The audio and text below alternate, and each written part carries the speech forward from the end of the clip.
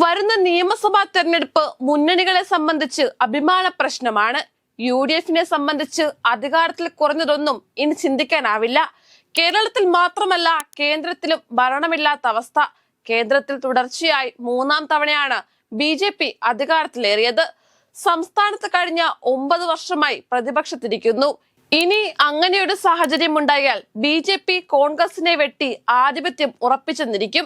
അതിനാൽ വരുന്ന നിയമസഭാ തെരഞ്ഞെടുപ്പിൽ നിലവിൽ ജയിച്ച സീറ്റുകൾ നിലനിർത്തുകയും കൂടുതൽ സീറ്റുകൾ നേടുകയും ചെയ്യേണ്ടത് UDFന്റെ ആവശ്യമാണ്. LDF 3-മതും ഒരു തുടർഭരണം ലക്ഷ്യമിടുന്നു. നിലവിലെ കേരളത്തിലെ രാഷ്ട്രീയ സാഹചര്യത്തിൽ അത് സാധിക്കുമെന്ന് LDF കണക്കുകൂട്ടുന്നു. മുഖ്യമന്ത്രി പിണറായി വിജയൻ തന്നെയാകും 3-മതും LDF മുന്നണിയെ നയിക്കുക എന്നത് തീർച്ചയാണ്. BJPക്ക് ഈ തെരഞ്ഞെടുപ്പിൽ കൂടുതൽ നിയമസഭാ പ്രതിനിധികളെ ഉണ്ടാക്കിയെടുക്കണം. അതിൽ കുറഞ്ഞ യാതൊരു വിട്ടുവീഴ്ചയ്ക്കും അവർ തയ്യാറാകില്ലെന്നാണ് സൂചന. അതിനായി തന്നെയാണ് മുൻ കേന്ദ്രമന്ത്രിയായ രാജീവ് ചന്ദ്രശേഖരനെ BJP കേരളത്തിന്റെ പ്രസിഡന്റായി നിയമിച്ചതെന്ന് പറയപ്പെടുന്നത്.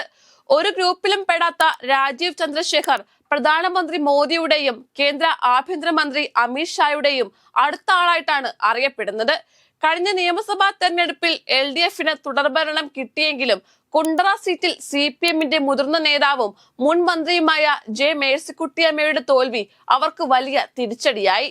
ഒട്ടും പ്രതീക്ഷിക്കാത്ത ചെങ്ങന്നൂരിലെ മുൻ MLAയും കോൺഗ്രസ് നേതാവുമായ PC വിഷ്ണുനാഥ് കുണ്ടറയിൽ മത്സരിച്ച് മേഴ്സിക്കുട്ടിയമ്മയെ പരാജയപ്പെടുത്തുകയായിരുന്നു. ആഴക്കടൽ മത്സ്യവിവാദമൊക്കെയാണ് അന്ന് കുണ്ടറയിൽ മേഴ്സിക്കുട്ടിയമ്മയുടെ തോൽവിക്ക് കാരണമായി പറയുന്നതെങ്കിലും BJP വോട്ടുകൾ കൂടുതലായി വിഷ്ണുനാഥിന് ലഭിച്ചെന്നും സൂചനയുണ്ട്. ഏതായാലും തങ്ങളുടെ ഉറച്ച സീറ്റ് എങ്ങനെയും തിരിച്ചു പിടിക്കണമെന്ന വാശിയിലാണ് LDF. മേഴ്സിക്കുട്ടിയമ്മയ്ക്ക് മുൻപ് ഇപ്പോഴത്തെ CPM ദേശീയ സെക്രട്ടറി MA ബേബി ആയിരുന്നു കുണ്ടറയിൽ നിന്നുള്ള നിയമസഭാംഗം. അപ്പോഴാണ് അദ്ദേഹം VS അച്യുതാനന്ദൻ മന്ത്രിസഭയിൽ വിദ്യാഭ്യാസ മന്ത്രിയായിരുന്നത്. മുൻപ് അൽഫോൺസ ജോൺ എന്ന നേതാവ് അവിടെ UDF MLA ആയിട്ടുണ്ട്.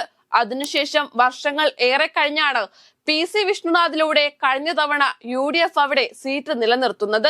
ഇപ്പോഴത്തെ കാസർഗോഡ് MPയും കോൺഗ്രസിന്റെ സീനിയർ നേതാവുമായ രാജ്മോഹൻ ഉണ്ണിത്താനെ പോലെയുള്ളവർ മത്സരിച്ച് പരാജയപ്പെട്ട സീറ്റാണ് കുണ്ടറയെന്നോർക്കണം. അതിന് വിപരീതമായി കോൺഗ്രസിന് ചെറിയൊരു വെളിച്ചം കണ്ടത് കഴിഞ്ഞ തെരഞ്ഞെടുപ്പിൽ മാത്രമാണ്. വരുന്ന തെരഞ്ഞെടുപ്പിൽ കുണ്ടറയിൽ UDF സ്ഥാനാർത്ഥി PC വിഷ്ണുനാഥ് തന്നെയാകും എന്നത് ഏറെക്കുറെ ഉറപ്പാണ്. മറിച്ച് LDFൽ ഇക്കുറി മേഴ്സിക്കുട്ടിയമ്മ മത്സരിക്കാൻ സാധ്യതയില്ലെന്നാണ് അറിയുന്നത്. അങ്ങനെയെങ്കിൽ CPMലെ തീപ്പൊര നേതാവും വനിതയുമായ ചിന്ത ജെറോം കുണ്ടറയിൽ LDF സ്ഥാനാർത്ഥിയായി വരാനാണ് സാധ്യത. DYFIയുടെ ഒക്കെ നേതാവായ ചിന്ത കൊല്ലംകാരിയാണ്. കുണ്ടറയെ അടുത്തറിയാവുന്നവളുമാണ്. ജാതി സമവാക്യങ്ങൾ നോക്കിയാൽ ഇവിടെ നായർ ലത്തീൻ കത്തോലിക്ക വിഭാഗക്കാർക്കാണ് മുൻതൂക്കം. വിഷ്ണുനാഥ് നായർ വിഭാഗത്തിൽപ്പെട്ടയാളാണ്. ചിന്ത ജെറോം ലത്തീൻ കത്തോലിക്ക വിഭാഗത്തിൽപ്പെട്ടയാളും. മേഴ്സിക്കുട്ടിയമ്മയും MA ബേബിയും ഒക്കെ ലത്തീൻ വിഭാഗത്തിൽപ്പെട്ടവരായിരുന്നു. ആ രീതിയിൽ 2026 നിയമസഭാ തെരഞ്ഞെടുപ്പിൽ ചിന്ത ജെറോമിന് കുണ്ടറ നിയോജക മണ്ഡലത്തിൽ LDF സ്ഥാനാർത്ഥിയായി സാധ്യതകളേറെയാണ്. മുഖ്യമന്ത്രി പിണറായി വിജയന്റെ അടുത്തയാളുമാണ് ചിന്ത ജെറോം. ചിന്ത കുണ്ടറയിൽ LDF സ്ഥാനാർത്ഥിയായി വന്നാൽ വിഷ്ണുനാഥ് അവിടെ വീഴുമോ വാഴുമോ എന്നാണ് ഏവരും ഉറ്റുനോക്കുന്നത്.